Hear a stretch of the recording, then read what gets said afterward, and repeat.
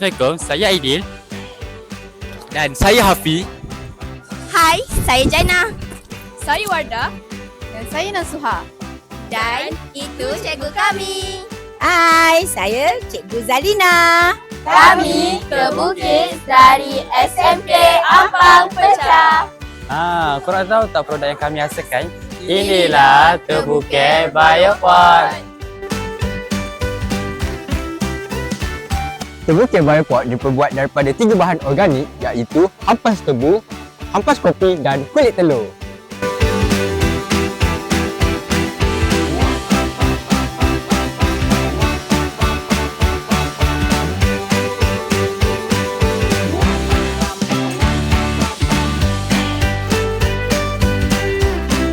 Inilah hasil tanaman kami selepas 2 bulan.